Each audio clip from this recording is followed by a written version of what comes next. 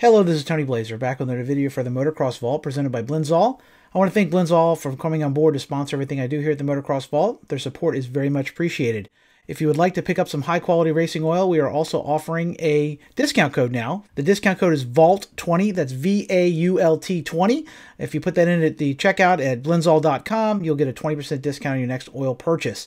Blinzall has been providing racers with high-quality racing oil since the late 50s. They have solutions for two-stroke and four, although as a huge fan of two-strokes, I would definitely recommend trying out their sweet-smelling castor oil. Definitely can't go wrong with castor. I love it. Always ran it in my two-strokes. So, again, Vault20 at checkout at blinzall.com. Thank you for your support. Now, this video is going to cover my picks for the top 10 best-looking Husqvarna motocross models of all time. Now, I've done top 10 lists for the other major brands. I did KTM, Honda, Kawasaki, Yamaha, Suzuki as well. This list, like all the others, is completely arbitrary. It's just my opinion of what I think looks good and don't.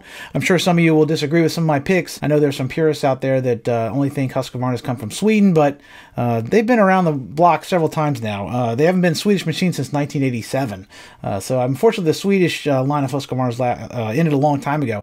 Now, Husqvarna has a really interesting heritage. They've been around since 1903 producing motorcycles. They've actually been around since the late 1600s producing arms. They were actually a gun and munitions manufacturer for the Swedish Army long before they produced motorcycles. But during the formative years of motocross, Sweden produced some of the best machines available. They were really important players in the early days of motocross, winning several world titles in the early days of the world championships. Even up into the 60s and 70s, they were major players. Guys like Heikki Mikkola, Torsten Hallman, later even Kent Howerton here in the U.S. won titles on the Swedish Husqvarnas. Now, in the mid-'80s, they kind of started to fall behind actually really in the early 80s, started to fall behind the Japanese in terms of performance. They're still pretty competitive in the off-road world, but in the motocross realm, they kind of started to get a little behind the times. And by 1987, the kind of writing was on the wall, and they ended up selling the Swedish portion of Husqvarna, the motorcycle operation, to Cagiva, an Italian conglomerate that was behind Ducati and some other motorcycle manufacturers. Now, they stayed with them until I believe it was 2007. Cagiva sold them over to BMW. BMW had them for a few years before KTM bought them in, I think, 2013 or 2014 off the top of my head. Now, it's interesting because no other manufacturer that I'm aware of has been kept in production under these different names. Mako, CZ, all these other classic motorcycle companies went out of business. When they died, they just died. But Husqvarna has been kept going. I mean, they had quite a racing heritage, a really impressive lineage of racing machines, and some beautiful machines over the years as well. And while this isn't going to get into the history of Husqvarna as a brand, it is important to mention some of that because I'm going to be honest, I was born in 1969. I didn't get involved in motocross. Really, it was not on my radar until the early 80s. So the bikes from the 60s and 70s, while most of them are beautiful within their own realm, they're really kind of out of my wheelhouse. I didn't really get into motocross, like I said, until the 80s. So to me, a Husqvarna is like an 80s Husqvarna is like the classic Husqvarna. And if you see the current ones, they're harkening back to those 80s and early 90s versions as well. They don't go back and try to look like a 1976 Husqvarna. They were kind of iconic of their time, but they do have their place. I mean, Husqvarna was one of the first brands here to bring motocross here. Very, very influential in the early days of the sport, which is probably why people like Cagiva and BMW and KTM have kept it going. So I love that the brand's still around. If you're a purist, this list may not make you happy because I have some Italian ones and I have some Austrian ones on this list as well. I didn't do any of the BMW versions. Those are some weird years. I'm not a real big fan of any of those. Even when I rode, a buddy of mine had like a 449, and I thought it was a strange motorcycle. But in any case, this is going to be just my picks for the top 10, the ones I think look the best. Just my opinion. I'm also doing a companion article here for Pulp MX that we're going to have Mathis going to add his thoughts as well. I'm sure he'll disagree on half of them like he always does. So make sure you check out Pulp MX where I write. That'll be up in the next week or so as well if you'd like to read our picks and get an idea what Mathis thinks.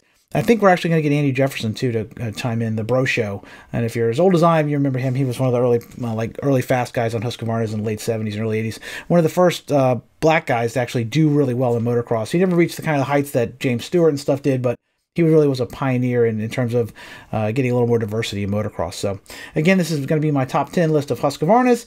If you like this sort of thing, check out the other ones. Like I said, I've done all the other brands as well. I'll probably be doing one or two Husqvarnas as well. I have some great information on some of the early Huskies, and I'll probably do a couple of more in-depth bike reviews down the road. So give it a like. Share it on social media if you could. I'd really appreciate it. Thumbs up. And anyway, so I hope you enjoyed this video. Top 10 Husqvarnas. In 10th place, we have the 2014 Husqvarna FC 250. Now, prior to the 2014, Husqvarna had been in the hands of BMW since 2007, and I have to be honest, I'm not sure that BMW knew what they were going to do with the brand. I assume they bought it thinking they would expand more into off-road. You know, BMW has had great street motorcycles for probably a century now. They had their iconic opposed twins. They were great motorcycles for many, many years. Still are. They have some great touring bikes and stuff. Some pretty fast street machines, I understand. I've never owned one myself. But in any case, I don't think they knew what they were going to do with turning, Husqvarna into a motocross powerhouse. I think they had some ideas for some pretty radical designs that just never panned out. I kept hearing rumors about stuff they're going to come out with, but just didn't work out. It looks like most of the bikes they had during these BMW years were basically just holdover or Kajivas. Now, 2014, you can look at this Husqvarna and clearly see it's really a white KTM. I will say that KTM made a few strides to separate it from the rest of the KTM models by changing the shroud design and the side panels. The airbox has it all plastic. The subframe's all plastic, and the side panels certainly look unique. Although I won't say personally they're better. I actually think the looks of the KTM models were probably better than this. The front fender's a little weird too, but I do love the return to the iconic yellow, white, and blue colors. I think that looks good, and the graphics are good. The overall big Husky logo on the shroud looks good. I like the yellow fork guards. Overall, it's a solid look, and I was super pumped with the looks of this at the time. Like, again, I hated the Italian Husqvarnas for the most part. Certainly, all the ones through the 2000s were not of my anything to my liking. So this, kind of a throwback look, bringing Husqvarna back into the more traditional look. I think I definitely endorsed that in 2014, and I think that's why mainly I'd say I like this. The bodywork, like I said, is not my favorite, but the graphics are good, and to me, it's worthy of being on my top 10 list. In ninth place, we have one of the most iconic motorcycles of all time, the 1972 Husqvarna 400 Crous. This motorcycle is famous for many reasons. Probably most commonly, it's known for being the machine that was ridden by Steve McQueen and Malcolm Smith On Any Sunday. That certainly put it in the households of many people who knew nothing about motorcycling. But on the motocross track as well, it was a very, very successful machine. It took Bent Åberg to 2 world titles. It was one of the best open class machines of its era by far. Now, this is a beautiful machine that's really kind of outside of my normal wheelhouse. As I've said in previous videos, motorcycles from the 60s and 70s and stuff are not really my cup of tea. I think usually they look kind of cobby. I remember when I was first started racing in the 80s, you'd still see guys even then riding 70s machines. I see some guy in a 73 Elsinore. I remember thinking the thing was so cobby and sounded ratty and everything else. But now, as I've gotten older, I've learned to appreciate these machines for the beauty of their designs. Clearly, they're from a different era, but in the same way, a 1957 Chevrolet is beautiful in its own right. A 1972 Husqvarna is the same. I love the design of the tank this year. The later ones, they kind of stretched this tank out. It became a little more oblong, and I really didn't like that design quite as much. I do love the chrome, these old metal tanks. You'd wear the paint off where your knees squeeze the bike, and Husqvarna always had like a little chrome area there so it wouldn't wear off. I just thought it was a really good look. The bodywork clearly is kind of stark and austere, but it's timeless in that it doesn't look dated. It looks more classic, I guess I'd say. If you see a throwback bike or Triumph or something like that, it kind of all have this kind of same flavor this one does here, and it's a beautiful machine.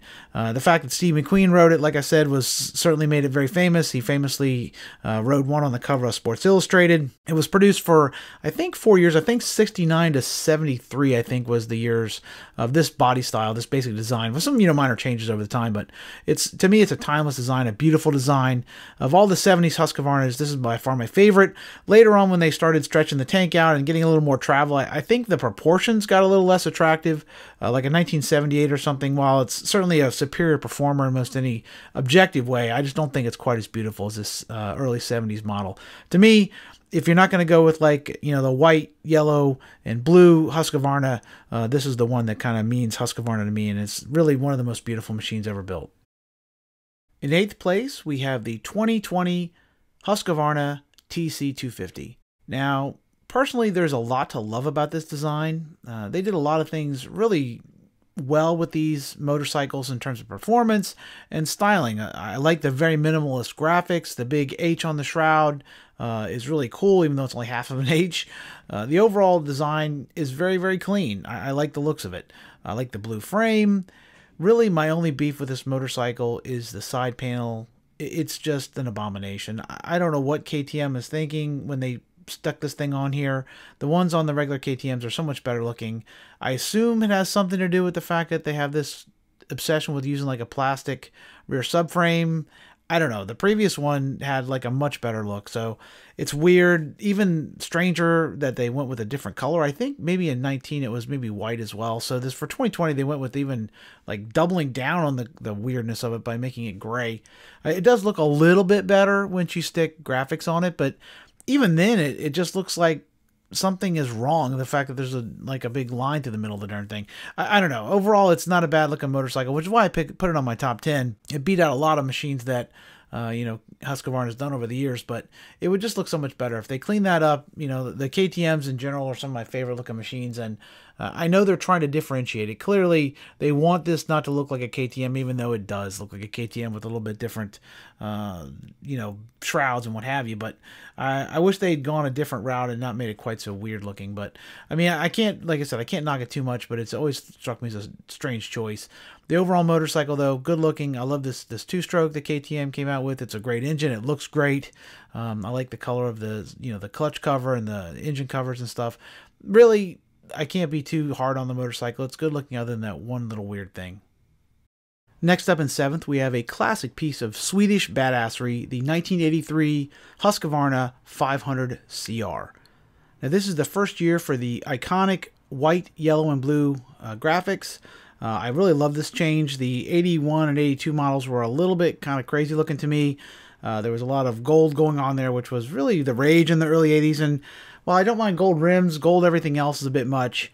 And the color scheme and it was just kind of weird to me. But anyway, this switch in 83 was a welcome change. I really love the looks of this thing. To be honest, in 83, it was already looking a little bit old-fashioned. The dual shocks were already out of style. Everybody had already moved on to monoshocks by now. I'm not sure why the Swedes kept going with this for as long as they did, but I don't think it really hurts the looks of the machine overall. I think it still is a kind of a classic look. I love the looks of that massive air-cooled engine, big giant expansion chamber. Just a manly machine all around and a good-looking motorcycle in my opinion. In 6th place, we have the machine that took Jackie Martins to the 1993 500 World Motocross title, the Husqvarna TC610. Now, this is a really cool motorcycle even today, I think. You have to keep in mind, this is before the four-stroke renaissance. The YZM400 is still, like, 0.4 years away. And it was quite a revolution at its time, obviously, when that Yamaha came out. But Husqvarna had continued to build four-stroke motocross bikes pretty much continuously, long after everybody else had kind of bailed on the idea. The Japanese never really got into four strokes until the Yamaha kind of broke through, and the Europeans had kind of given up on the idea for the most part as well. But Husqvarna kept cranking them out. Now this 93 is a beautiful machine. I always thought the dual exhausts were a really cool touch. Now, of course, they're on every Honda you buy, but back then in the 80s and 90s, I always thought the twin pipes was really neat. And this motor, I think, is still based on a Husqvarna design, even though at this point Cagiva owns them for 5 or 6 years. I think this is more or less a modified version of the original 510 that Husqvarna had been using since the late 80s. Now, the chassis is all new. In 92, this bike was completely redesigned.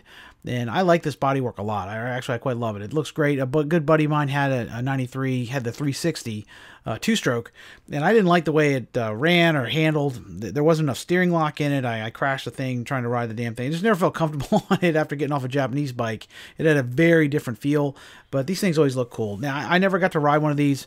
I'm sure it was much more of a traditional four-stroke. It's certainly not the light, revvy feel you would have found in a modern four-stroke now. Now, this thing was a beast, and Jackie Martin used it to great effect to win that title. It was the first four-stroke that had won a title, I think, since probably the early 60s.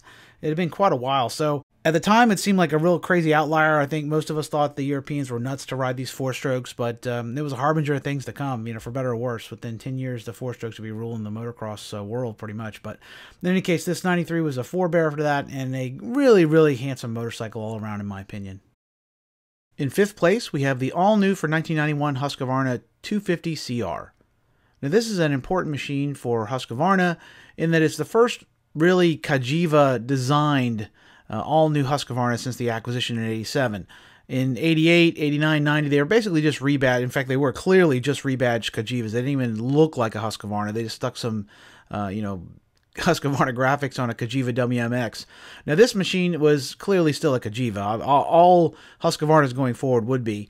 But this basically signaled that they were going to make Husqvarna their main motocross focus. They were going to design new vehicles, new bikes to be sold as Husqvarnas. Now, this has a completely new style to it, much more kind of an amalgamation of the old school Husqvarna and then the new school Cagiva look. I really like it. If you look at this graphics and design, this is clearly the machine that the current KTM version of Husqvarna is kind of throwing back to. This is the big giant H on the shroud, the iconic white, yellow, and blue color scheme. It's pretty much just a really good looking bike. Now, I've never ridden one of these. Actually, I've never seen any in person. They were very rare. I think this model actually came out in 1990 overseas. We didn't get it till 91.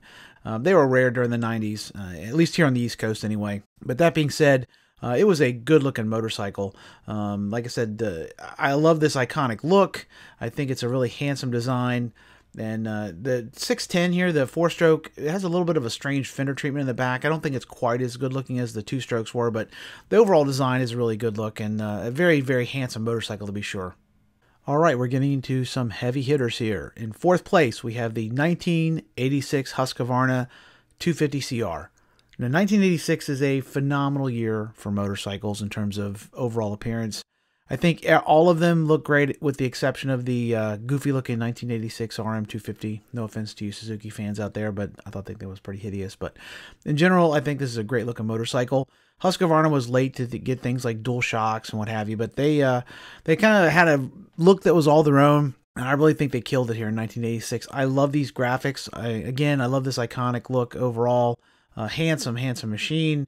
It has a really cool drop tank on the right side of the motorcycle, which is kind of works Honda-esque. You know, this was not a lot of bikes had any. In fact, I don't think anybody else in 86 had quite such a dramatic drop tank to it, kind of getting the center of gravity down. So kudos to Husqvarna there. I think the forks being gray are a little odd. They typically they were gold for a while, then they went with white, which I kind of prefer a little bit to this gray.